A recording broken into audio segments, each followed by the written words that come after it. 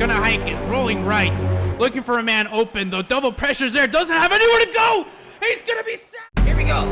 For the right to go to the national championship. It's up. It's good. It's good. All day. Brady He's right. He can dime that. He's going to make the pass, and that's a laser for 6. This is a close one, 7-point game here. Rolling right, side play!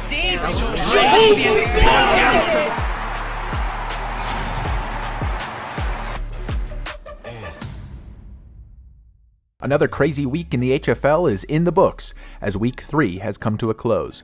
In the interest of time this week, we'll briefly get you caught up with a shorter episode of HFL Recap. Reminder that all streamed games are replayable on this channel. In primetime on Thursday, the San Antonio Leopards faced the New Orleans Outlaws in a divisional battle that turned into quite the shootout, as both sides found plenty of success on offense. The Outlaws took the win at home with a score of 76-69. Friday's primetime game between the Texas Grizzlies and Tuscaloosa Trojans ended in a forfeit for Tuscaloosa, handing the Grizzlies their first win, which also happened to be a divisional one. This had major implications on the standings, so stay tuned for that.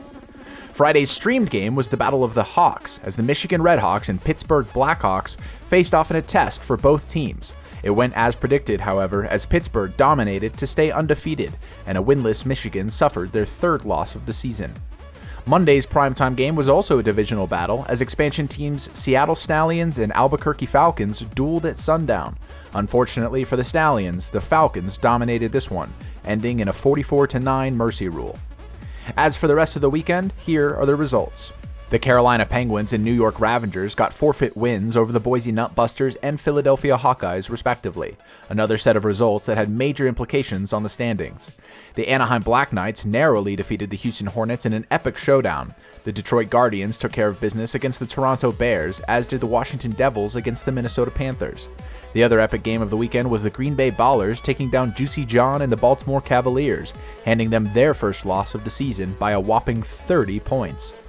In college, the San Diego Tide, Wisconsin Bulls, and Wyoming Warthogs got forfeit wins over the Florida Seagulls, Ohio Anacondas, and California Saddlebacks, respectively. Wisconsin's win was massive for them, details just around the corner. Arizona defeated Georgia easily with a score of 56-21. The Chicago Peaches lost to the Navy Aviators 34-31, despite beating them in their first matchup, only to be faced with a redo after discovering incorrect fumble settings. Finally, the Boston Viperfish and Buffalo Bobcats competed to see who the first team in the College East to lose would be. The Viperfish handled that battle well, defeating the Bobcats 56-16. Here's what that means for the standings. In the Pro Southwest, the New Orleans Outlaws remain on top, and the Albuquerque Falcons have taken over as the new champions of the West after their divisional win against Seattle. Carolina is in third, followed by Anaheim, Houston, Seattle, Boise, and San Antonio. In the Pro Northeast, the New York Ravengers took the top spot due to their divisional win, giving them the East.